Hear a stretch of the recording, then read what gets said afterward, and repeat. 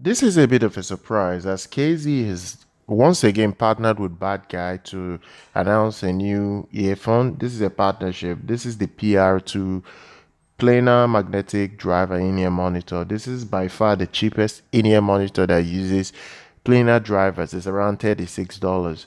But the funny thing here is that Bad Guy is once again working with KZ because he had issues with KZ. He worked with them before, tuned one of their budget sets. He didn't really get the service he wanted for customers. The customers were complaining about the sets, the faulty sets that were sent to them. So he denounced working with KZ. So I'm a bit surprised that he's back with them again and they've released another earphone. This is the PR2. Let's see what you get with this. It's coming with a 13.2 millimeter planar magnetic driver. It's going to be tuned by the one and only Bad Guy. And one thing I like about Bad Guy, I've listened to most of his earphones that he has tuned in the past, and I would say he's a fantastic tuner. He knows how to tune earphones to be fun sounding, and his earphones are very easy to understand or to be able to decipher from other people that tune earphones.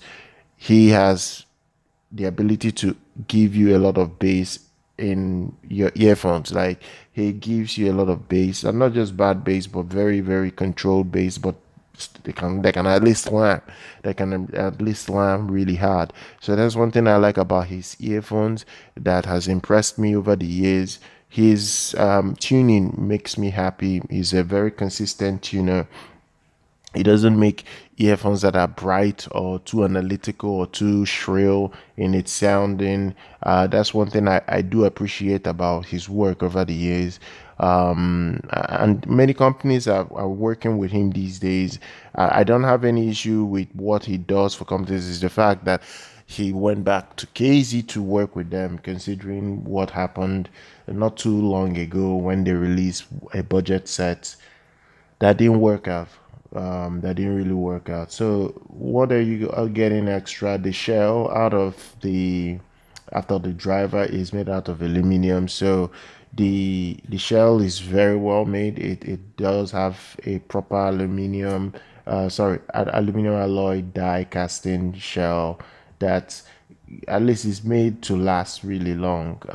The structure of the shell is fantastic. They made in such a way that even if you wear it for a long time, you will not feel a lot of fatigue or a lot of pain in your ears.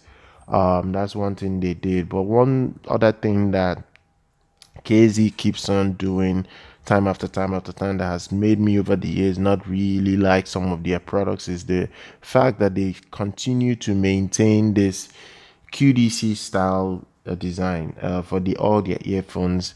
I'm not a huge fan of this because of the itch and the pain it causes to my ears. Now I understand I don't have the biggest ears.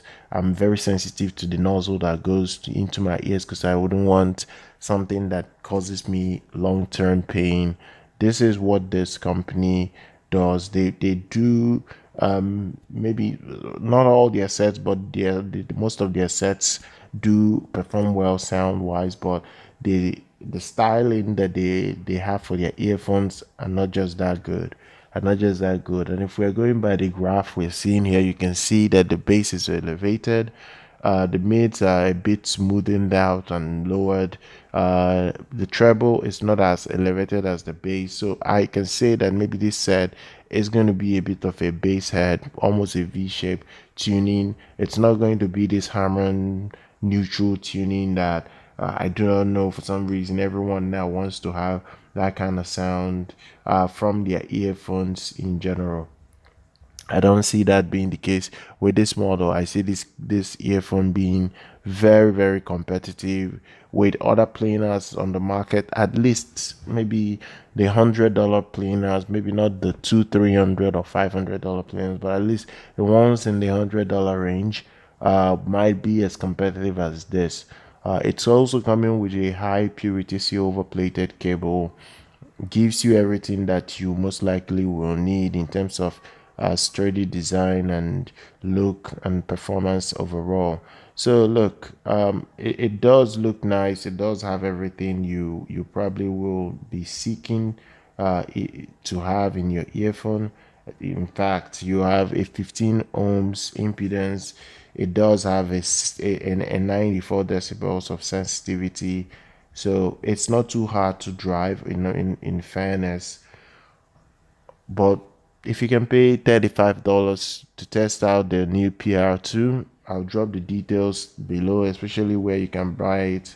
So do check that out. Subscribe to the channel, like our content. I'll see you guys very much next time.